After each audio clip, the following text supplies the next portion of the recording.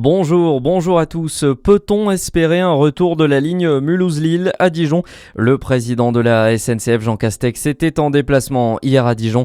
L'ancien Premier ministre a affirmé étudier avec beaucoup d'attention la question du retour de cette ligne. Pour rappel, elle avait été suspendue en 2020 par manque de rentabilité. Elle desservait notamment les gares de Dijon, Montbard, Marne-la-Vallée ou encore l'aéroport Roissy-Charles de Gaulle. Les agriculteurs restent mobilisés dans la région. À l'appel de la FDSEA et des jeunes agriculteurs, plusieurs blocages ont été mis en place hier en Côte d'Or. Les syndicats agricoles qui ont notamment visé le réseau secondaire, plusieurs barrages filtrants ont eu lieu à Beigneux-les-Juifs, Venaré-les-Laumes et à Saulieu. Les gares de péage de Nuit-Saint-Georges et d'Arc-sur-Tille étaient également dans le viseur des éleveurs. Hier, une délégation a été reçue par le préfet de Côte d'Or. Et les agriculteurs qui ont en parallèle quitté Paris hier soir après une journée de manifestation. Des tracteurs de la coordination rurale sont entrés dans la capitale avant l'aube ce jeudi jusqu'au pied de la Tour Eiffel ou de l'Arc de Triomphe. Ils ont également manifesté devant l'Assemblée nationale. Le syndicat qui s'est dit prêt à revenir, les actions qui devraient se poursuivre partout en France.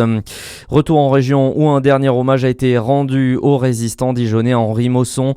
Hier, près de 350 personnes étaient réunies à l'église Notre-Dame de Dijon pour saluer la mémoire de cet homme qui a survécu à la déportation. Il est décédé le 30 décembre dernier à l'âge de 101 ans. Il était notamment le doyen des survivants du camp alsacien de Natzweiler-Struthof, l'unique camp nazi en France. Henri Mosson qui restera une figure de la résistance bourguignonne. Dans le reste de l'actualité, l'émotion aujourd'hui en Suisse. Une journée de deuil national est organisée aujourd'hui dans tout le pays pour rendre hommage aux victimes de l'incendie de Crans-Montana. À 14h notamment, une minute de silence sera observée et les cloches sonneront à travers le pays. On le rappelle, 40 personnes sont mortes et 116 ont été blessées dans le sinistre qui s'est déclaré dans le bar Constellation la nuit du Nouvel An.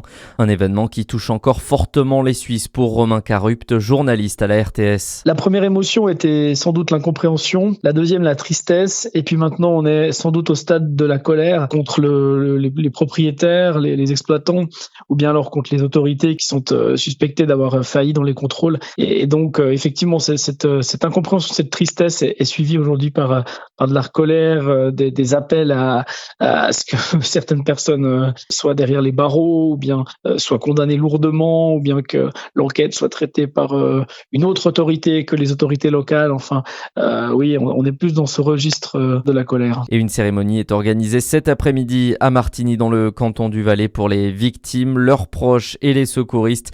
Plus de 1000 invités sont attendus et notamment le président français Emmanuel Macron.